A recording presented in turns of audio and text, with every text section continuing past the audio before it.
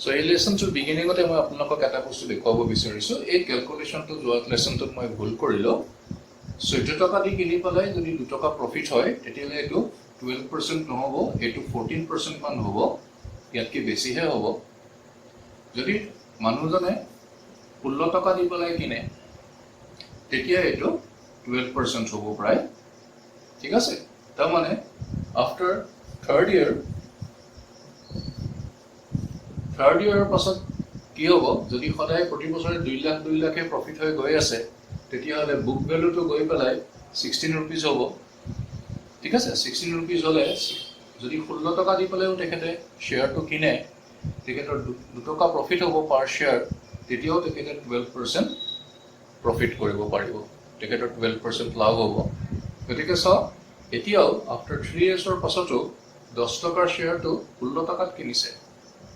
10 টকাৰ শ্বেয়াৰটো 16 টকাত কিনাৰ পাছতো মানুহজনৰ 12% প্ৰফিট হয় পাৰ ইয়েৰ। এতিয়াও এইটো ছেভিংছতকৈ বহুত ভাল আৰু ফিক্সড ডিপজিটতকৈ ভাল, ঠিক আছে। সেইকাৰণে কি হয়, শ্বেয়াৰৰ প্ৰাইচটো বাঢ়ি বাঢ়ি গৈ থাকে, মানুহে বেছি দামতো কিনিবলৈ তাক ইচ্ছা কৰে। এতিয়া আহোঁ ৰিয়েল লাইফত ইয়াত কি কমপ্লিকেশ্যনছ হয়। ৰিয়েল লাইফত কি হয়, মানুহে স্পেকুলেট কৰে। ৰিয়েল লাইফত কি হয়, মানুহে স্পেকুলেট কৰে। স্পেকুলেট কৰে মানে কি, মানুহে ভাবে কোম্পানীটোৰ প্ৰফিটটো এনেকুৱা ধৰণৰ হ'ব। মই ইয়াতে বুজাওঁ। ধৰক এটা কোম্পানীৰ ফাৰ্ষ্ট ইয়েৰত প্ৰফিট হৈছিলে 2 লাখ, আমি আগতে বুজিলোঁ। তো এই 10 টকাৰ পৰা 12 টকা হ'ল। ছেকেণ্ড ইয়েৰত প্ৰফিট হৈ গ'ল আকৌ 2 লাখ, চ' 14 ৰুপিজ হৈ গ'ল বুক ভেলু। মানুহজনে যেতিয়া 14 ৰুপিজত শ্বেয়াৰ এটা যদি কিনে, তেতিয়াও জানে 2 টকা তেওঁৰ প্ৰফিট হ'ব, গতিকে 14% তেখেতে ৰিটাৰ্ণ পাই আছে, গতিকে কিনিবলৈ তেখেতে ৰেডি হৈ আছে।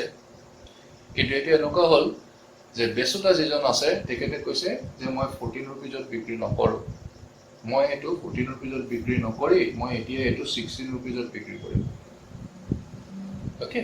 আৰু মানুহজনে যিজন কিনা মানুহ, যিজনে কিনিব বিচাৰিছে, তেখেতে ভাবিছে যে আফটাৰ ছেকেণ্ড ইয়াৰ, মানে ছেকেণ্ড ইয়াৰ বা থাৰ্ড ইয়াৰৰ ভিতৰত কোম্পানীটোৰ প্ৰফিটটো 2 লাখ নহয় পেলাই 3 লাখ হ'ব, অ'কে। তেখেতে ভাবিলে কোম্পানীটোৱে খুব ভাল কাম কৰি গৈ আছে, গতিকে কোম্পানীটো এক্সপাণ্ড হৈ গৈ আছে, প্ৰডাক্টৰ চেল বেছি হৈ গৈ আছে, গতিকে এই থাৰ্ড ইয়াৰটোত যেতিয়া কোম্পানীটোৰ প্ৰফিট এবাৰ 2 লাখ নহ'ব, প্ৰথম 2 বছৰত 2 লাখ হ'ল, এই কিনা মানুহজনে মনত ভাবিছে যে এই কোম্পানীটোৰ প্ৰফিট এবাৰ কি হ'ব, 3 লাখ টকা হ'ব। তেখেতে ভাবিছে বা তেখেতে কাৰোবাৰ পৰা গম পাইছে যে এইবাৰ প্ৰফিটটো 3 লাখ টকা হ'ব, গতিকে তেওঁ জানে যদি তেওঁ 16 টকাত কিনে তেতিয়াও তেওঁ 3 টকা প্ৰফিট পাব পাৰ শ্বেয়াৰ। গতিকে এইটো যদি আমি কেলকুলেট কৰি চাওঁ, 16 টকা খৰচ কৰি 3 টকা যদি তেখেতৰ প্ৰফিট পায়, তেতিয়াহ'লে এইটো হ'ব, এইবাৰ মই কেলকুলেটৰ ইউজ কৰিছোঁ, যোৱা ক্লাছত ভুল হৈ গৈছিলে, তেতিয়া তেওঁৰ এইবাৰ 18% প্ৰফিট হৈ যাব। বুজি পাইছে?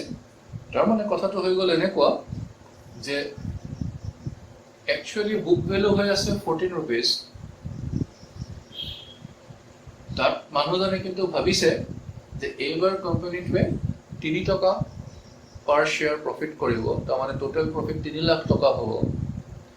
বিক্ৰী কৰা মানুহজনেও কথাটো গম পাইছে, গম পাই তেওঁ কৈছে যে মই এইটো 16 টকা যদি কোনোবাই মোক দিয়ে তেতিয়াহে তাক মই বিক্ৰী কৰিম, তাতকৈ কমত মই বিক্ৰী নকৰোঁ। কিনা মানুহজনেও গম পাইছে যে কোম্পানীটোৰ প্ৰফিট 3 লাখ টকা হ'ব, 16 টকাত কিনিলে এটা শ্বেয়াৰ মই 3 টকাকৈ প্ৰফিট পাম, গতিকে মই 18% মোৰ প্ৰফিট হ'ব। গতিকে মানুহজনে কি কৰিব যে এইবাৰ 16 টকা দিও মানুহজন কিনিবলৈ ৰেডি আছে। ক্লিয়াৰ? তাৰমানে এতিয়া কি হৈ গ'ল, যিটো বুক ভেলু আছে তাতকৈ মাৰ্কেট ভেলুটো বেছি হৈ গ'ল। মাৰ্কেট ভেলু বেছি হৈ গ'ল মানে কি, বিক্ৰী কৰিব খোজাজনে 16 টকাত বিচাৰিছে, কিনাজনেও 16 টকা দি পেলাই কিনিছে, বুক ভেলু কিন্তু 14 টকা। কিহৰ পৰা কিনিছে? মানুহজনে ভাবিছে বা মানুহজনে ক'ৰবাৰ পৰা গম পাইছে যে কোম্পানীটোৰ এবাৰ 2 লাখ টকাৰ সলনি এবাৰ 3 লাখ টকা প্ৰফিট হ'ব, আগতকৈ প্ৰফিটটো বাঢ়ি যাব। আগতকৈ যিহেতু প্ৰফিটটো বাঢ়ি যাব, বাঢ়ি গ'লে মই এতিয়া বেছি দামত যদি কিনো তথাপিও মই 18% ৰিটাৰ্ণ পাওঁ। বুজি পাইছে কথাটো? থাৰ্ড এজন মানুহে আকৌ ভাবিব পাৰে যে মই 16 টকা নহয়, মই 18 টকা দিও তাক কিনো। তেওঁ 18 টকা দিও কিনিবলৈ তাক ৰেডি আছে। কিয়? 18 টকা দি পেলাই যদি 3 টকা তেওঁ প্ৰফিট পায়, তেতিয়া আমি যদি আকৌ কেলকুলেটৰ ইউজ কৰোঁ, তেতিয়াহ'লে আমি দেখিম যে এইবাৰ তেখেতৰ প্ৰফিট 18 টকা দি কিনিলেও তেখেতৰ প্ৰফিট 16% হৈ আছে। এবছৰত 16% প্ৰফিট, গুড প্ৰফিট। ফিক্সড ডিপজিটতকৈ বহুত বেছি 16%, ছেভিংছতকৈতো বহুত বেছি। গতিকে কি হ'ব, যিটো শ্বেয়াৰৰ ফেচ ভেলু 14 টকা, কোনোবা মানুহে 16 টকাটো তাক কিনিবলৈ ৰেডি থাকিব, কোনোবাই 18 টকাটো কিনিব ৰেডি থাকিব, কোনোবাই 20 টকাটো কিনিবলৈ ৰেডি থাকিব। সেইকাৰণে মাৰ্কেটখনত এনেকুৱা এটা চিটুৱেশ্যন হয় যে কোম্পানীটোৰ শ্বেয়াৰৰ বুক ভেলু হৈছে 14 ৰুপিজ, কিন্তু কোনোবা মানুহ 16 টকা দি পেলাই কিনিবলৈ ৰেডি আছে, কাৰণ তেওঁলোকে দেখিছে 16 টকা দি কিনিলে তেখেতসকলৰ 18% প্ৰফিট হয়। বেলেগ এজন মানুহ 18 টকা দি কিনিবলৈ ৰেডি আছে, কাৰণ তেখেতে দেখিছে 18 টকা দি পেলাই যদি মই কিনো তথাপিও মোৰ 16% প্ৰফিট হ'ব। ঠিক তেনেকৈ কোনোবা এজন 20 টকা 22 টকা দিও কিনিবলৈ ৰেডি থাকিব, কাৰণ তেতিয়াও তেওঁৰ 14% বা 12% তেখেতৰ প্ৰফিট হ'বগৈ।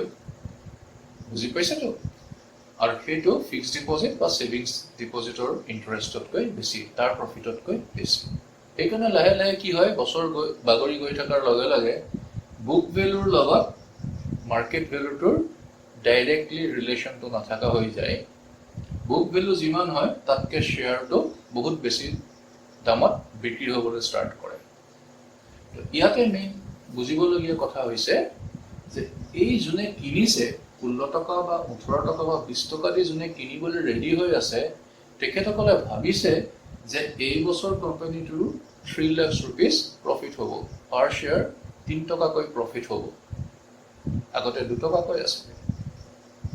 যদি এনেকুৱা হয়, তেওঁলোকে গম পায় যে এই বছৰটোত ধৰক 4-5 বছৰৰ পাছত বুক ভেলু বাঢ়ি গৈ পেলাই ধৰক 18 টকা হ'ল, কিন্তু মানুহখিনিয়ে গম পাইছে যে কোম্পানীটোৰ এই বছৰটোত ধৰক 5 লাখ টকা প্ৰফিট হ'ব। তেতিয়াহ'লে 5 লাখ টকা যদি প্ৰফিট হয়, তেতিয়াহ'লে পাৰ শ্বেয়াৰ 5 ৰুপিজকৈ পাব। তো 5 ৰুপিজকৈ যদি পাৰ শ্বেয়াৰ পায়, এইটো যদি তেওঁ 30 টকাটো কিনে, তেতিয়াহ'লে কিমান পাৰ্চেণ্ট তেখেতৰ লাভ হ'ব? আমি এইটো কেলকুলেট কৰি পেলাই চাওঁ।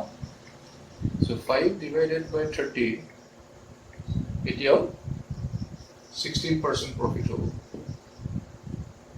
এইটো যদি 40 টকাত কিনে, তেতিয়া 12% প্ৰফিট হ'ব, 12.5% একচুৱেলি প্ৰফিট হ'ব। চ' যিহেতু বছৰটোত কোম্পানীটোৰ প্ৰফিট হ'ব পাৰ শ্বেয়াৰ 5 টকা, গতিকে 30 টকা বা 40 টকাত কিনিলেও মানুহজনৰ, যিজনে কিনে তেখেত লাভত থাকে।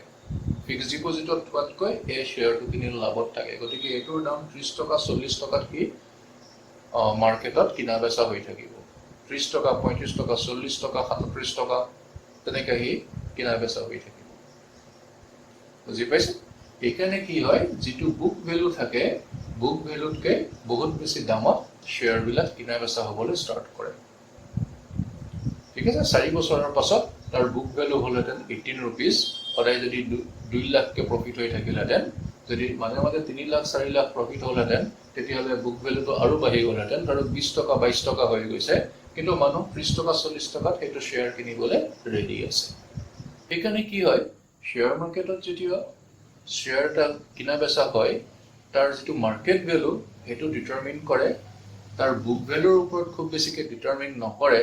সেইটো ডিটাৰমিন কৰে এই বায়াৰখিনিয়ে কি ভাবিছে যে কোম্পানীটোৱে সেই বছৰত কিমান প্ৰফিট কৰিব, সেইটোকে স্পেকুলেট কৰা বুলি কয়। চ' মানুহে স্পেকুলেট কৰে যে এইবাৰ এই কোম্পানীটোৱে ইমান প্ৰফিট কৰিব, গতিকে মই এইটো দামত যদি শ্বেয়াৰটো কিনো তথাপিও মোৰ ইমান প্ৰফিট হ'ব। তো শ্বেয়াৰ মাৰ্কেটত প্ৰতিটো শ্বেয়াৰৰ, প্ৰতিটো কোম্পানীৰ যিটো শ্বেয়াৰ কিনা বেচা হৈ থাকে, তাৰ প্ৰাইচটো মেইনলি ডিপেণ্ড হয় স্পেকুলেশ্যনৰ ওপৰত।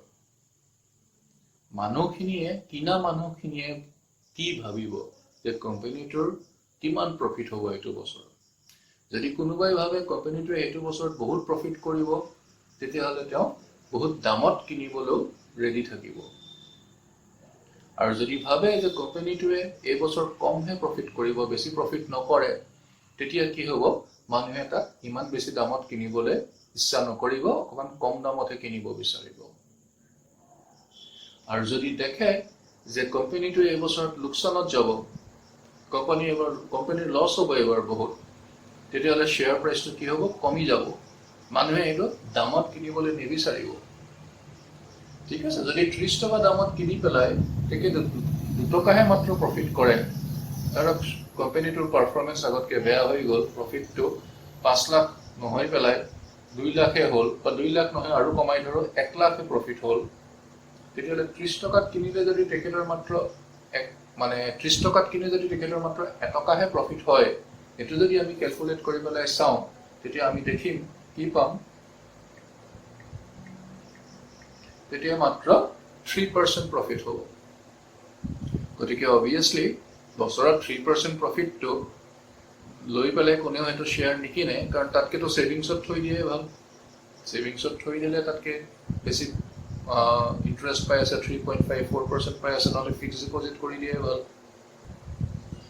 সেইকাৰণে শ্বেয়াৰ মাৰ্কেটত কি হয়, যেতিয়া সদায় কিনা বেচা হৈ থাকে, এটা পাৰ্টিকুলাৰ দিনত শ্বেয়াৰ এটাৰ দাম কিমান হ'ব সেইটো মেইনলি ডিপেণ্ড কৰে স্পেকুলেশ্যনৰ ওপৰত। শ্বেয়াৰটোৰ দামটো কিমান হ'ব সেইটো বেচিকেলি কিহৰ ওপৰত ডিপেণ্ড কৰে, স্পেকুলেশ্যনৰ ওপৰত ডিপেণ্ড কৰে। মানুহে কি ভাবে তাৰ ওপৰত ডিপেণ্ড কৰে, একচুৱেলি কি হৈ আছে তাৰ ওপৰত নহয়। এই কথাটো আৰু অলপ ভালকৈ বুজিব স্পেকুলেশ্যনৰ কথাটো নেক্সট লেচনটোৰ পাছত। তো এইটো লেচন ইমানতে ফিনিছ কৰোঁ, তো আমি নেক্সট লেচনত যাওঁ।